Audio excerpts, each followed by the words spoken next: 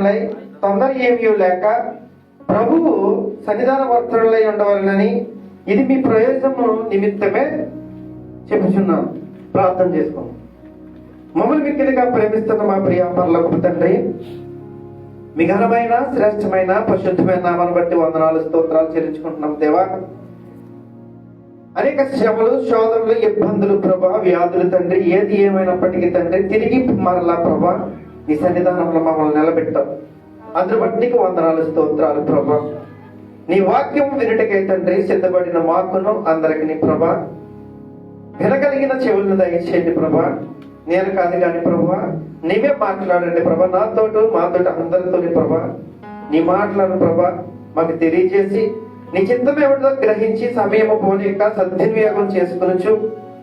నీ చిత్తం ఏమిటో గ్రహించినట్లు మా హృదయంలో తెరవబడి నీ వాక్యము తండ్రి మా హృదయంలో విత్తబడి అనేకులకు మాదిరికరమైన జీవితం జీవించలాగిన నీ ఆశీర్వాదమును మా పైన కుమరించమని త్వరలో రానైన మా ప్రభువును నీ కుమారుడని యేసుక్రీస్తు నామములో ప్రార్థించి పొందుకుంటున్నాను మా పరమ తండ్రి. ఆమేన్. మరి ఒకసారి ప్రభుని యేసుక్రీస్తు నామములో అందరికీ వందనాలండి.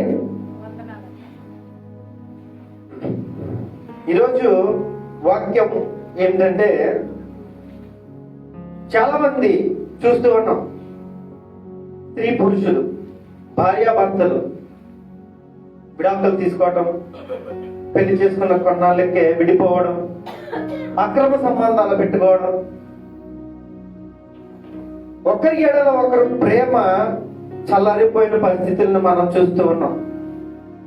ఇలాంటి విషయముల గురించి అపోస్తుడైన పౌలు, దేవుని ఉద్దేశములను ఎరిగిన అపోస్తుడైన పౌలు తెలియజేసిన కొన్ని విషయాల్ని మనము జ్ఞాపకం చేసుకుందాం. చాలా మందికి ఈ విషయాలు తెలియకపోవచ్చు. అయితే ఒకసారి నేను జ్ఞాపకం చేస్తూ ఉంటాను. మొదటగా మనము కొన్ని ప్రశ్నలు మనం వేసుకుందాం. ఏమిటంటే, దేవుని ఉద్దేశము ప్రకారము మనము పెళ్లి చేసుకోవచ్చా, పెళ్లి చేసుకోకూడదా? ఒకటి. రెండు, పెళ్లి ఎందుకు చేసుకోకూడదు? మూడు, పెళ్లి ఎందుకు చేసుకోవాలి? నాలుగు, పెళ్లి చేసుకుంటే ఎలా బ్రతకాలి? ఇంకొక ఐదవ మాట, వివాహము అన్ని విషయంలో ఘనమైనదా?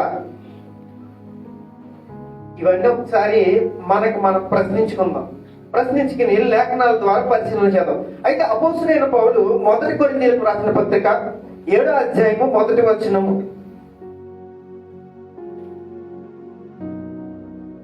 పౌలు గారి మాటల ద్వారా మనం కొన్ని విషయాలు తెలుసుకుందాం. మీరు వ్రాసిన వాటి విషయము స్త్రీని ముట్టకుండా మేలు. చాలండి. పురుషునికి మేలు. ఏమంటున్నాడంటే, మీరు వ్రాసిన వాటి విషయము మీద పురుషుడు స్త్రీని ముట్టకుండా మేలు అంటున్నాడు. 6వ వచనం చూడండి. 6వ వచనం, అది అధ్యాయం 6వ వచనం. ఇది నా హితోపదేశమే గాని ఆజ్ఞ కాదు. మనుషులందరూ నా వలె ఉండగోరుచున్నాను. చాలండి. ఎంతో వచనం చదవండి. అదే అధ్యాయం. నా వలె నుండుట వారికి మేలని పెండ్లి కాని వారితోనూ విధవరాండ్రతోనూ చెప్పుచున్నాను.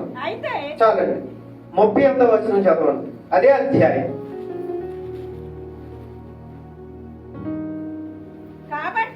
కాబట్టి తన కుమార్తెకు పెండ్లి చేయువాడు బాగుగా ప్రవర్తించుచున్నాడు, పెండ్లి చేయని వాడు మరీ బాగుగా ప్రవర్తించుచున్నాడు. చాలండి. ఇవన్నీ ఎందుకు చెప్తున్నారంటే, మొదటి ప్రశ్న పెళ్లి చేసుకోవచ్చా, పెళ్లి చేసుకోకూడదా అనే ప్రశ్న మనం వేసుకున్నప్పుడు ఈ వచనంలో ఒకసారి పరిచయం చేస్తాం. అంటున్నాడు, మొదటి వచనంలో అంటున్నాడు, మీరు వ్రాసిన వాటి విషయము పురుషుడు స్త్రీని ముట్టుకుండటం మేలు అంటున్నాడు. ముట్టుకోకుండా ఉంటే మేలు అంటున్నాడు. ఒక పురుషుడు అంట స్త్రీని ముట్టుకోకుండా ఉంటే మేలు అంట. అంటే పెళ్లి చేసుకోవద్దని ఒక భావం అక్కడ మనము చూస్తున్నాం.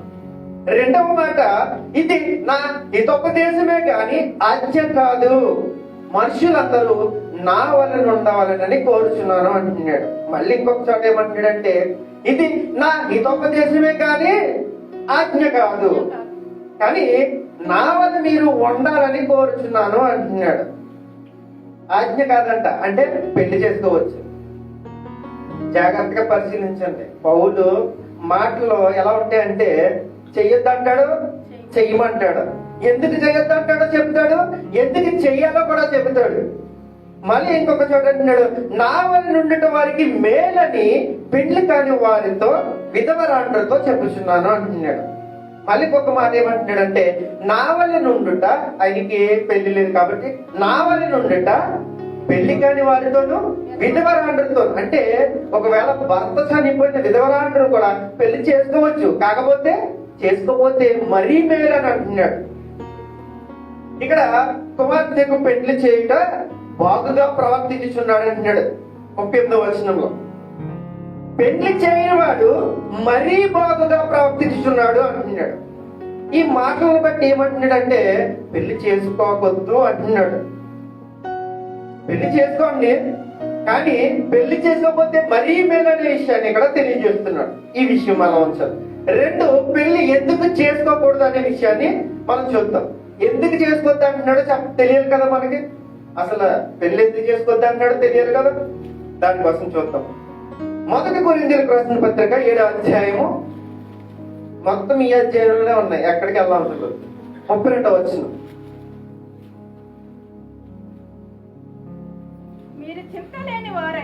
మీరు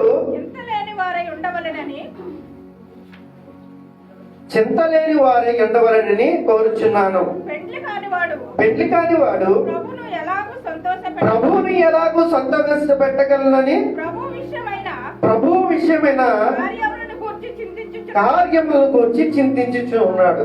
చాలండి. ఇక్కడ ఏమంటున్నాడంటే, పెండ్లి ఎందుకు చేసుకోవద్దు అన్నాడు. ఇప్పుడు చెప్తాను మీకు. పెండ్లి కాని వాడంట ఏమంటున్నాడంటే, పెండ్లి కాని వాడు ప్రభువును ఎలాగో సంతోషపెట్టవలనని ప్రభు విషయమైన విషయముల గురించి చింతిస్తూ ఉన్నాడంట. అంటే అతను భార్య లేదు, పిల్లలు లేరు, ఫ్యామిలీ ఉంది, అయితే భార్య లేదు. ఎందుకంటే ఈ లోకంలో ఎక్కువగా ప్రేమించేది ఎవరైనా భార్యను ఎక్కువ ప్రేమిస్తారు. ఒకవేళ ప్రేమించేవారు ఎవరైనా ఉంటే దేవుని కంటే ఎక్కువగా భార్యని ప్రేమిస్తూ ఉంటారు. అంటే నా భార్యకి ఏం చేయాలి, నా భార్యకి ఏమి ఇవ్వాలి, నా భార్యకి ఏమిస్తే సంతోషపడుతుందని బిజీ లైఫ్ లో దేవుడిని కొంచెం అవాయిడ్ చేస్తూ ఉంటారనమాట. ఆ విషయాన్ని తెలియజేస్తున్నాడు. అందుకంటాడు, మీరు చింతలేని వారి ఉండవాలని కోరుచున్నాను. పెళ్లి కాని వాడు ప్రభువుని ఎలాగో సంతోషపెట్టవాలనని ప్రభు విషయమైన కార్యముల గురించి చింతించుచున్నాడు అంటున్నాడు. 32వ వచనం చూడండి. పెళ్ళైన వాడు భార్యని ఎలాగో సంతోషపెట్టగలనని లోక విషయమైన వాటిని గురించి చింతించుచున్నాడు అంటున్నాడు. పెళ్ళైన వాడంట భార్యని ఎలాగో సంతోషపెట్టవలనని లోక విషయమైన వాటిని కూర్చంట చింతించుచున్నాడంట.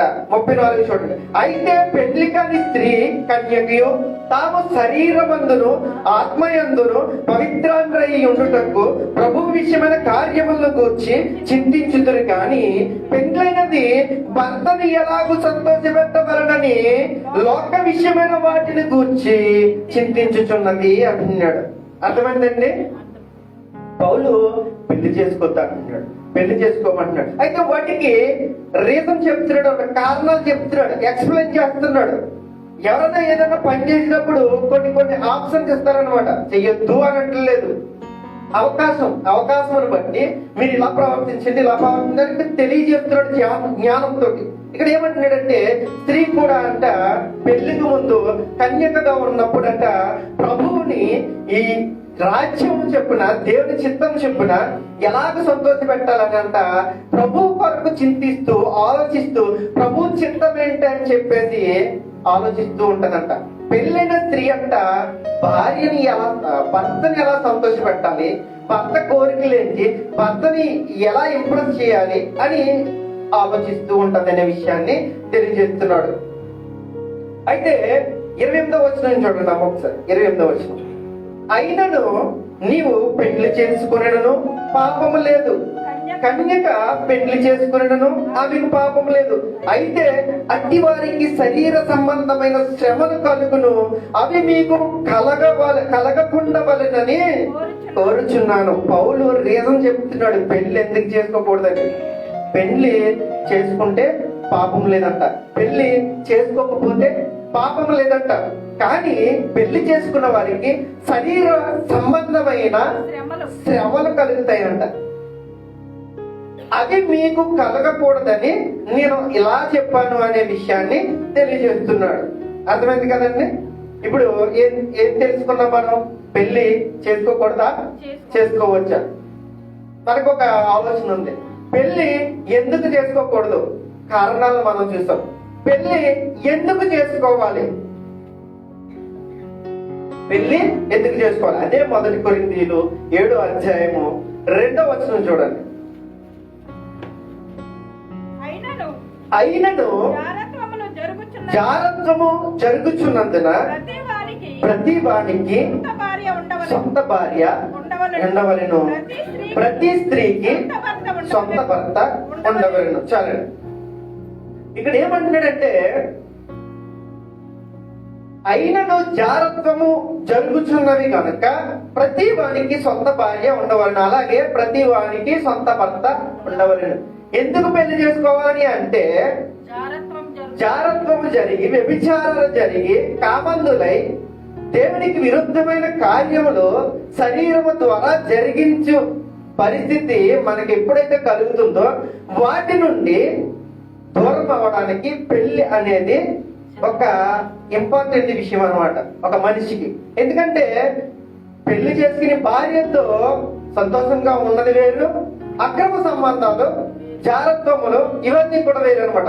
అవి మీకు కలగకూడదని ఈయన చెప్తూ ఉన్నాడు. అలాగే 9వ వచనంలో అన్నాడు, అయితే మనస్సు నిలపలేని ఎడల పెళ్లి చేసుకొని వచ్చును, కామ తత్పులగుట కంటే పెళ్లి చేసుకునట మేలు అంటున్నాడు. చాలా చక్కగా చెప్తున్నాడు ఇక్కడ. ఎందుకంటే మనస్సు నిలపలేని ఎడల పెళ్లి చేసుకొని వచ్చును, కామ తత్పులగుట కంటే పెళ్లి చేసుకున్నట్టు మేలు అంటున్నాడు. అది జరగడం కంటే ఇది జరగడం మేలు అంటున్నాడు. కానీ పెళ్లి ఖచ్చితంగా చేసుకో అని అంటలేదు. ఇక్కడ ఎందుకు చేసుకోవాలో చెప్తాడు. మనం ఉండలేము, మనం ఈ లోకానుసారమైన మనుషులం కాబట్టి, ఈ లోకంతో స్నేహం చేస్తున్నాం కాబట్టి శరీర కోరికలు శరీర ఆలోచనలు మనని నిలకడగా ఉండనివ్వవు కాబట్టి, ప్రభువైన యేసుక్రీస్తులాగా మనం బ్రతకలేం కాబట్టి, అపోస్తుడైన పౌలులాగా మనం బ్రతకలేం కాబట్టి, ఆ అపోస్తులందరూ బ్రతికినట్టు మనం బ్రతకలేం కాబట్టి మనకి పెళ్లి అనేది ఖచ్చితంగా కావాలనే విషయాన్ని మరలా తెలియజేస్తున్నాడు. ఎందుకంటే జారత్వములు జరుగుతున్నవి కనుక కామతత్వం అభివృద్ధి కంటే పెళ్లి చేసుకున్నట్టు మేలు అనే విషయాన్ని తెలియజేస్తున్నాడు. జాగ్రత్తగా అర్థం చేసుకోండి దేవుని పిల్లలు. ఎందుకంటే ఇక్కడ ప్రతి సబ్జెక్ట్ కూడా పౌలు చాలా వివరంగా చెబుతున్నాడు. ఈ 7వ అధ్యాయంలోనే 1 కొరింథీయులు రాసిన పత్రిక 7 అధ్యాయంలోనే మొత్తం అన్నీ ఉన్నాయి. ఇంకో విషయం ఏంటంటే, 4వ విషయం ఏంటంటే, పెళ్లి చేసుకుంటే ఎలా బ్రతకాలి. నేను క్లుప్తంగా చెప్పి ముగించేస్తాను, ఎక్కువ టైం తీసుకోను. ఎందుకంటే సమయము పోనీక సద్వినియోగం చేసుకుని ఓన్లీ వాక్యం మాత్రమే చెప్పేసి నేను ముగిస్తాను. పెళ్లి చేసుకుంటే ఎలా బ్రతకాలి, ఇది అసలైన విషయం. ఎందుకంటే పెళ్లి చేసుకున్న 3 రోజులకే విడాకులు తీసేసుకుంటున్నారు. పెళ్లి చేసుకున్న కొన్నాళ్ళకే విడిపోతూ ఉన్నారు. పెళ్లి చేసుకున్న తర్వాత అక్రమ సంబంధాలు పెట్టుకుంటున్నారు. ఈ ముందు మనం మాట్లాడుకున్న అన్ని కూడా జరగకూడదని పెళ్లి చేసుకోమంటే, పెళ్లి చేసుకున్న తర్వాత కూడా ఇవన్నీ జరిగించు దేవునికి విరక్తి పుట్టిస్తున్నారు, అసహ్యం పుట్టిస్తున్నారు మనుషుల మీద, దేవునికి కోపం రప్పిస్తున్నారు అన్నమాట. అసలైన విషయానికి వచ్చాం. పెళ్లి చేసుకుంటే ఎలా బ్రతకాలి. 1 కొరింథీయులకు రాసిన పత్రిక 7వ అధ్యాయము 10వ వచనం, మరియు పెండ్లైన వారికి నేను కాదు ప్రభువే ఆజ్ఞాపించినదేమనగా భార్య భర్తను ఎడబాయకూడదు.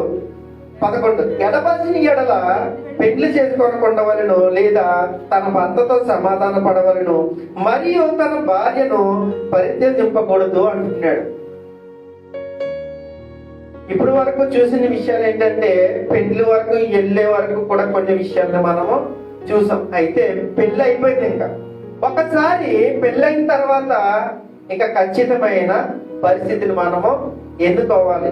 ఖచ్చితమైన స్థిరమైన మనసు కలిగి ఉండాలి. పెళ్లి నాటి ప్రమాణాలను మనం జ్ఞాపకం చేసుకుంటూ ఒకరి ఎడల ఒకరి ప్రేమ ఆప్యాయతలు కలిగి ఉండి మనం ఎప్పుడైతే పెళ్లి ప్రమాణాలు చేస్తూ ఉంటాం, జీవితాంతము మరణమైన జీవమైన ఏదేమైనా కానీ కష్టమైన నష్టమైన చివరి వరకు కూడా ఆయనతో నడుస్తాము, ఆమెతో నడుస్తామని మనము చెప్తూ ఉంటాం. పెళ్ళైన తర్వాత అది అంతవరకు మాత్రమే ఉంటాయి.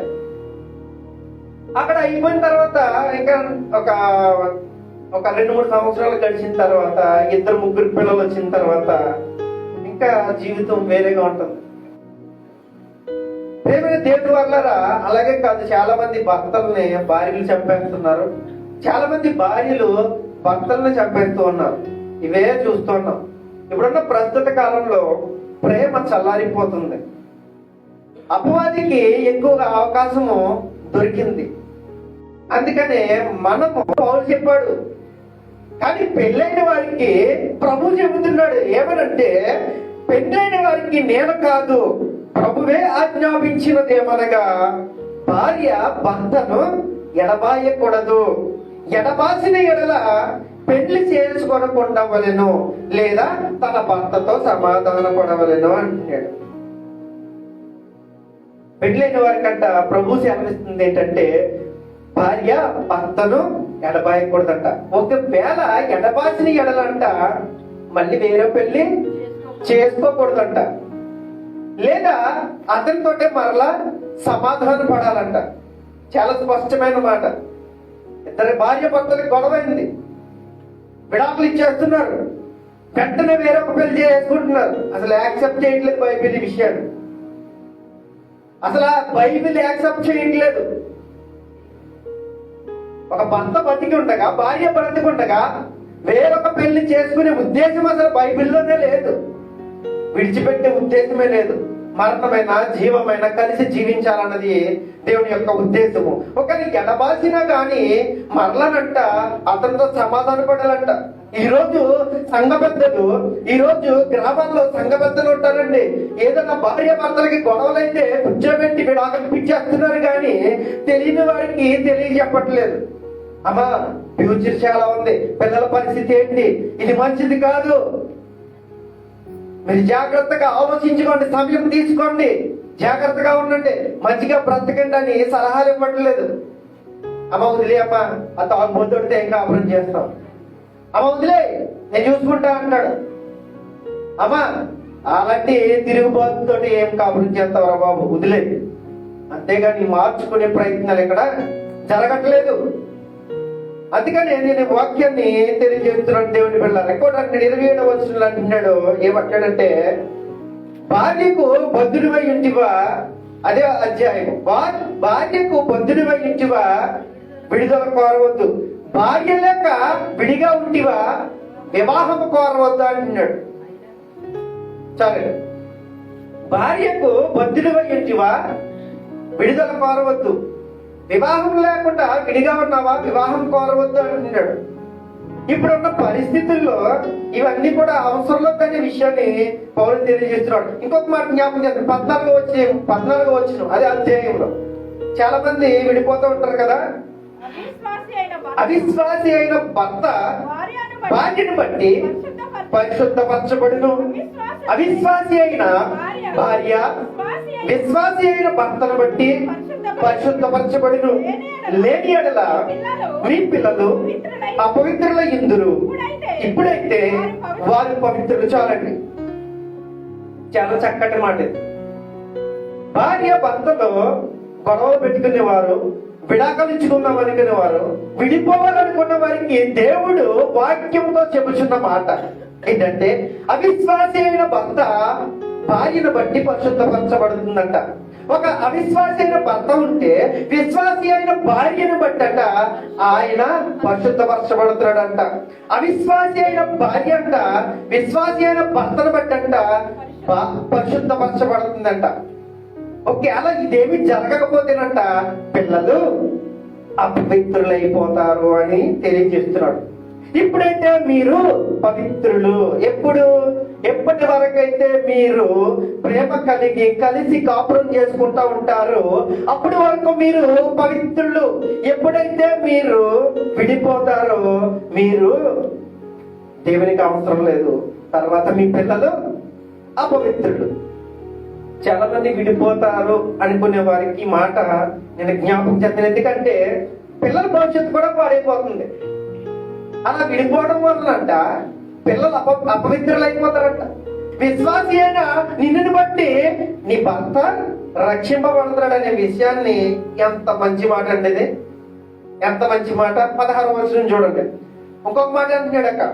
దేవుడు మనల్ని 16వ వచనం బట్టి దేవుడు ఓ స్త్రీ నీ భర్తను రక్షించదవో లేదో నీకేమి తెలియను.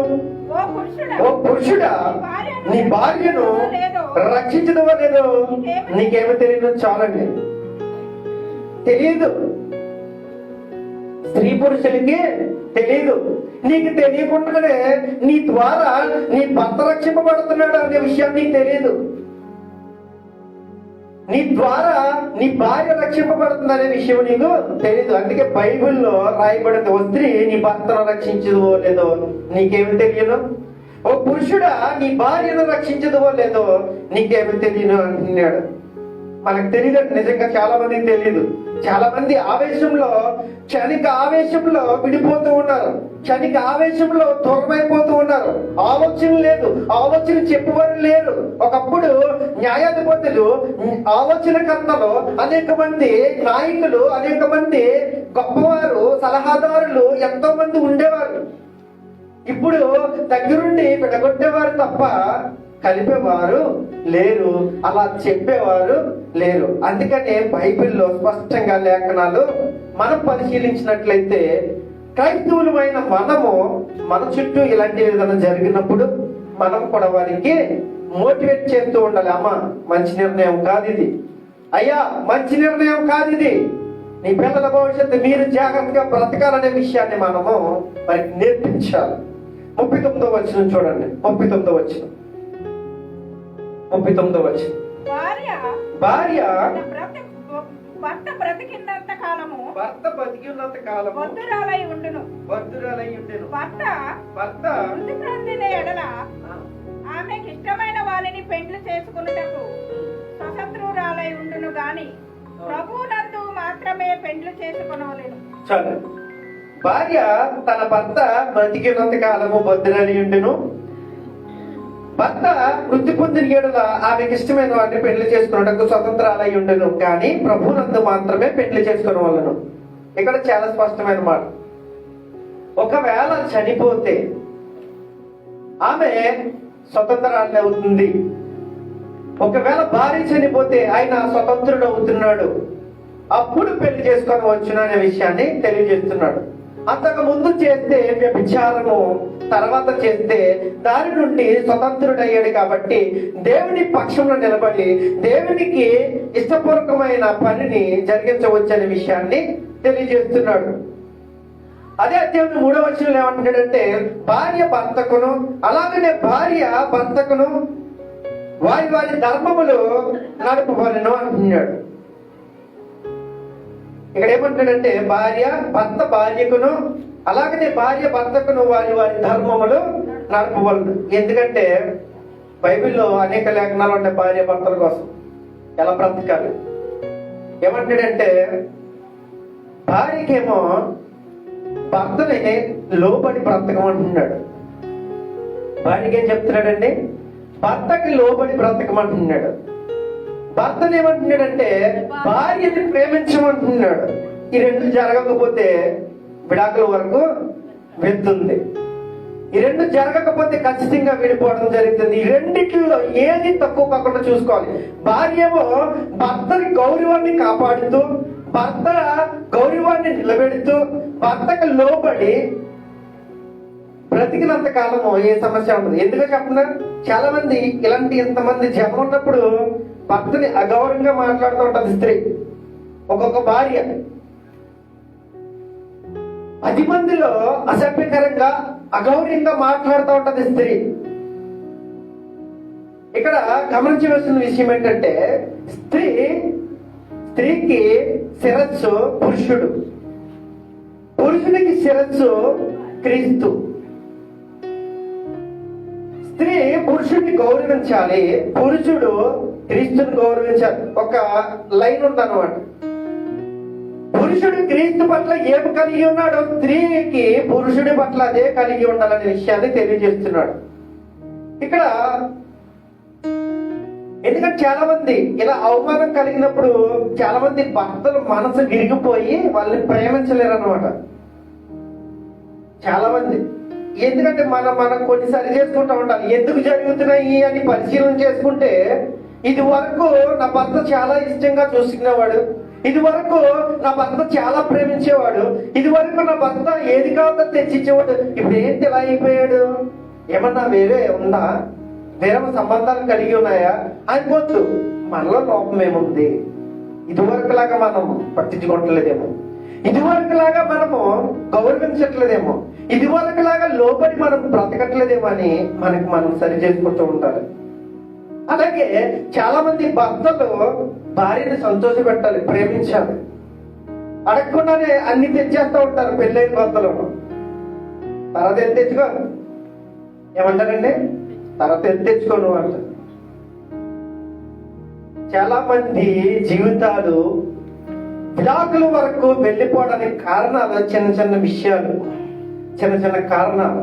అది జీవితాలనే నాశనం చేసేస్తుంది. దేవునికి స్తోత్రం, దేవునికి స్తోత్రం. అందరూ మెరుగుగా ఉన్నారు కదా. ప్రేమైన దేవుని వారలారా, చాలా స్పష్టంగా చెప్తున్నాడు భార్య భర్తలు ఎలా ఉండాలి. చెప్పండి, మెరుగుగా ఉన్నవారు చెప్పండి, ఏ విషయాలు చెప్పండి ఇప్పుడు వరకు. మొదటి ప్రశ్న ఏంటి? పెళ్లి చేసుకోవచ్చా, చేసుకోకూడదా? 2, పెళ్లి ఎందుకు చేసుకోకూడదు? 3, పెళ్లి ఎందుకు చేసుకోవాలి? 4, పెళ్లి చేసుకుంటే ఎలా బ్రతకాలి? ఇక 5వ విషయానికి వస్తే, వివాహము అన్ని విషయంలో ఘనమైనది. ఘనమైనది చెప్పారండి బైబిల్ అలాగా. వివాహము అన్ని విషయంలో ఘనమైనది చెప్పారు అలాగా. చూద్దాం. హెబ్రీయులకు రాసిన పత్రిక 13వ అధ్యాయము 4వ వచనం. వివాహము అన్ని విషయములలో ఘనమైనది గాను, పానుపు నిష్కలంకమైనది గాను ఉండవలెను. వేశ్య సంగులను వ్యభిచారులను దేవుడు తీర్పు తీర్చును. చాలండి. ఏం చెప్పండి. వివాహం అంట ఏంటంట? ఘనమైంది అంటున్నాడా? ఘనమైనది అని అంటున్నాడా? అంటలేదు.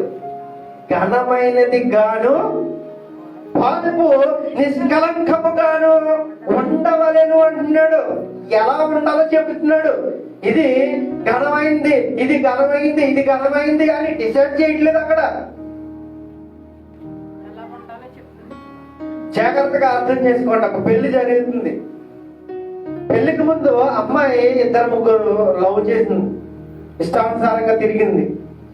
ఒక అబ్బాయి పెళ్లికి ముందు ఇష్టానుసారంగా తిరిగాడు, వ్యభిచారం చేశాడు. పెళ్లి జరుగుతుంది.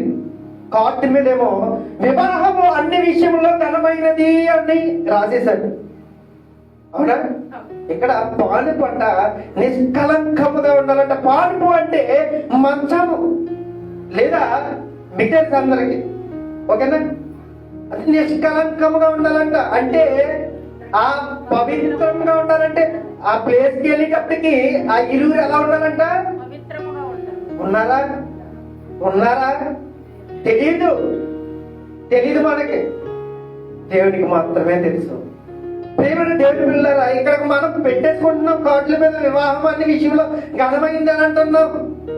ఘనమైందా కాదా అన్న విషయం మనకు తెలియదు.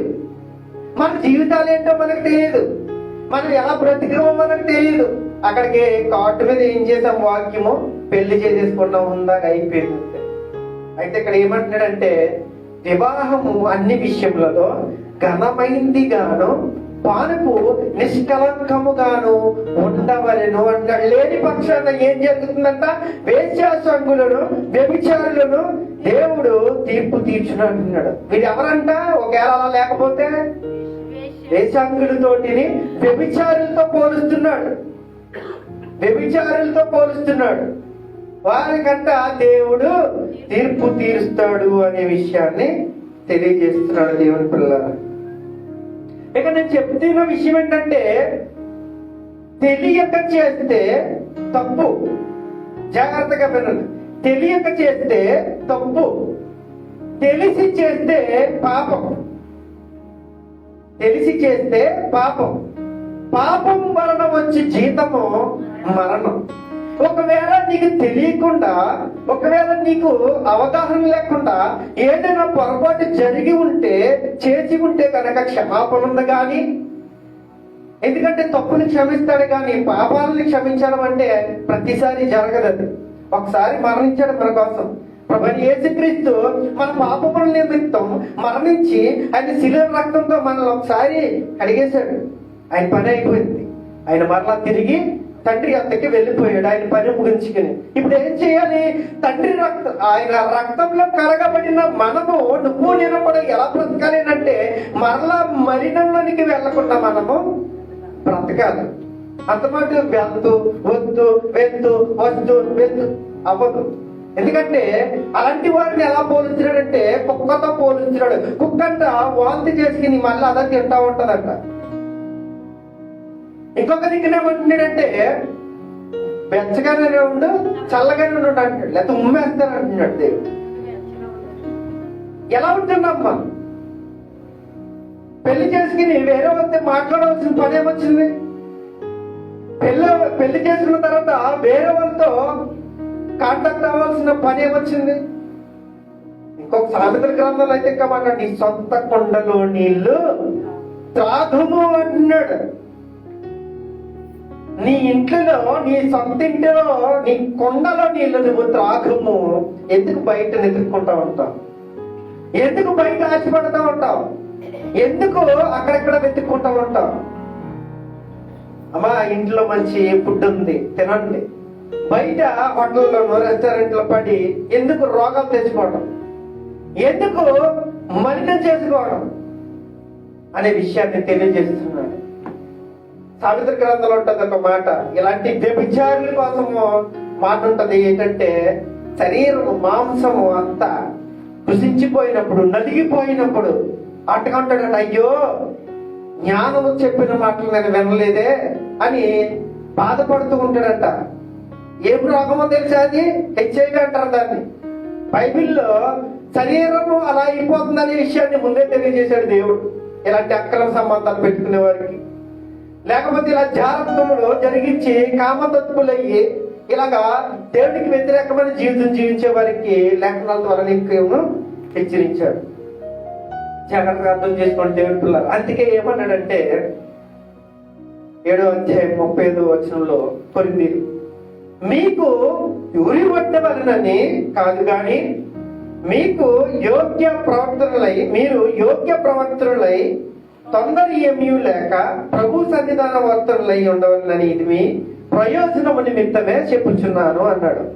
ఈ మాట ఎందుకు చెప్తున్నాను తెలుసా మీకు? అంటే కాలుకేసి వేలికేసి ఏదంటారు కదా, ఏంటది? వెనక్కి వెళ్తే నెయ్యి, ఎదరికెళ్తే గొయ్యి. పెళ్లి చేసుకోవద్దంటున్నాడు, ఆ కింద వచ్చిన చేసుకోమంటాడు. ఎందుకు ఇలా మాట్లాడుతున్నాడు అని వారికి తల పగిలిపోతుంది. కొరింథీ సంఘంలో ఉన్న వారికి తల పగిలిపోతుంది అనమాట. అన్ని మాటలు ఈయన పెళ్లి చేసుకోమంటున్నాడు, చేసుకోవద్దు అంటున్నాడు, కాసేపు ఇలాగంటున్నాడు, అలాగంటున్నాడు, ఏంటి ఇన్ని రకాలుగా చెబుతున్నాడు అని వారికి బుర్ర హీట్ ఎక్కిపోతుంది అనమాట. అప్పుడు వాళ్ళ కన్ఫ్యూజన్ లో ఉన్నప్పుడు అంటున్నాడు అనమాట, మీకు ఉరి వడ్డవలనని కాదు గాని మీరు యోగ్య ప్రవర్తనులై తొందర ఏమీ లేక ప్రభు సన్నిధాన వర్తనులై ఉండవలనని ఇది మీ ప్రయోజనము నిమిత్తమే చెబుతున్నాడు. మీ ప్రయోజనము నిమిత్తమే చెబుతున్నాను కానీ మిమ్మల్ని హింసించాలని కానీ లేకపోతే మీకు ఉరి వడ్డవలనని కాదు కానీ మీ ప్రయోజనం నిమిత్తమే చెబుతున్నాడు అనే విషయాన్ని తెలియజేస్తున్నాడు. ఎందుకంటే చాలా మంది ఈ రోజులు ఎలా బ్రతుకుతారు ఏంటనే విషయాన్ని మనం పరిశీలించినప్పుడు ఈ వాక్యం ద్వారా దేవుడు హెచ్చరిస్తున్నాడు అనే విషయాన్ని మనము గ్రహించాలి. ఈ వాక్యం ద్వారా నేను తెలియజేస్తున్న విషయం ఏంటంటే, భార్య భర్తకు లోబడి జీవించాలి, భర్త భార్యను ప్రేమించాలి. అయితే పెళ్లి చేసుకుంటే మేలు, పెళ్లి చేసుకోకపోతే మరీ మేలు అంటున్నాడు. ఈ విషయాన్ని ఎందుకు చెప్తున్నాడో తెలుసా? దేవుడు ఒక వ్యక్తిని కోరుకుంటున్నాడంటే ఎలా కోరుకుంటున్నాడంటే పరిశుద్ధుడిగా కోరుకుంటున్నాడు, పరిశుద్ధుడిగా కోరుకుంటున్నాడు. మనం ఏదైనా ఫ్రెష్ గా తీసుకోవాలనుకుంటాం, ఏదైనా సరే ఫ్రెష్గా మనం కనీసం పువ్వులను కూడా వేరే వాళ్ళు పెట్టుకున్న పువ్వులు మనము పెట్టుకోము. అది చెట్టు నుండి అలా తీసుకుని పెట్టుకోవాలని చాలా ఇష్టపడతా ఉంటాం. అందుకని స్త్రీని ముట్టుకోకుండా మేలు అన్నాడు. ఇక్కడ స్త్రీని ముట్టుకోకపోతే ఏమవుతుంది? శారీరకంగా వారు కలరు కాబట్టి వారి పరిశుద్ధులు, అంటే వారిలో ఏ మలినము లేదు. యేసుక్రీస్తు ఏమంటున్నాడు? నాలో పాపం ఉన్నదని లేకపోతే ఎవడైనా ఎత్తి చూపించగలడని అడుగుతున్నాడు. దేనికి అడుగుతున్నాడు? ఆయన స్త్రీ సాంగత్యం లేదు, ఆయనకి ఎటువంటి బ్యాడ్ హ్యాబిట్స్ లేవు కాబట్టి ఆయన స్పష్టంగా చెప్పగలిగాడు అనమాట. చాలా మంది పెళ్లిళ్ళు చేసుకోవద్దని బోధిస్తూ ఉంటారు. కాదు, పెళ్లి చేసుకోండి. ఒకవేళ మేము కరెక్ట్ గా ఉన్నాం, మేము చాలా నిఖార్సుగా ఉన్నాం, పర్లేదు అనుకున్న వాళ్ళు ఆగిపోండి, తప్పు లేదు. లేదు, మేము జాగ్రత్తలో జరుగుతున్నాం కాబట్టి మేము ఏమన్నా తొట్టిల్లిపోతామేమో, పడిపోతామేమో, తప్పు చేసే అవకాశాలు ఉన్నాయేమో అనుకున్న వారు పెళ్లి చేసుకోండి. ఒకవేళ పెళ్లి చేసుకుంటే ఎలా బ్రతకాలో కూడా నేర్చుకోవాలని దేవుడు తెలియజేస్తున్నాడు. దేవుని పిల్లలు, ఇంకా చిన్న విషయం ఉంటుంది. అది అంటున్నాడంటే ఈ చివరి దినాల్లో ఉన్నాం కాబట్టి అదే అధ్యాయం ఉంటుంది. ఈ చివరి దినాల్లో ఉన్నాం కాబట్టి ఏడ్చేవాళ్ళు ఎడనట్టును, భార్యలు ఉన్నవారు భార్యలు లేనట్టును ఉన్నట్టు అంటున్నాడు అదే పౌలు. ఆ ఉరి వడ్డే వలన మాట ఉంది కదండి, ఆ పై వచనంలో ఉంటది. అందుకే మాట అంటున్నాడు. ఏంటి పెళ్లి చేసుకోవద్దు అన్నాడు, పెళ్లి చేసుకోమన్నాడు. తర్వాత పెళ్లి చేసుకుంటే ఎలా బ్రతకాలని అంటున్నాడు, విడిపోవద్దు అంటున్నాడు, ఎలా ఉన్నా సరే కాపురం చేయమంటున్నాడు. తర్వాత మళ్ళీ చివరిలో ఒక మాట అంటున్నాడు. ఏమంటున్నాడండి? ఈ దినములు చెడ్డవి కనుక వారు ఎడమనట్టును, భార్యలు ఉన్నవారు భార్య లేనట్టును ఉండండి అంటున్నాడు. అందుకే అన్నాడు, మిమ్మల్ని మీకు ఉరి ఒడ్డవలనని కాదు కానీ మీ ప్రయోజనము నిమిత్తమే ఇవన్నీ కూడా నేను చెబుతున్నాననే విషయాన్ని తెలియజేశాడు దేవుని పిల్ల. దేవునికి స్తోత్రం, దేవునికి స్తోత్రం. ప్రేమైన దేవుని వాళ్ళారా, జాగ్రత్తగా పరిశీలించి దేవుని లేఖనాలను అర్థం చేసుకుని ఇలాంటి పరిస్థితి మన కుటుంబంలో చూసినట్లయితే, ఇలాంటి పరిస్థితి మన సహోదరుని ఎడలు చూసినట్లయితే, ఇలాంటి పరిస్థితి మనం ఎప్పుడైనా పరిశీలించినట్లయితే కనుక ఈ లేఖనాలని ఖచ్చితంగా మనం తెలియజేసి చెడిపోతున్న వారిని చెడిపోకుండా మంచి మార్గంలో నడిపించి మన దేవుని వైపు తిప్పి వారి జీవితాలను నిలబెట్టడానికి ఒక కారకులయ్యి దేవుని నామానికి మహిమ తెచ్చే వారికి మనందరం కూడా బ్రతకాలని ఈ కొద్ది వాక్యము మీ హృదయంలో ఫలించి విస్తరించును గాక. ఆమేన్. Praise the lord.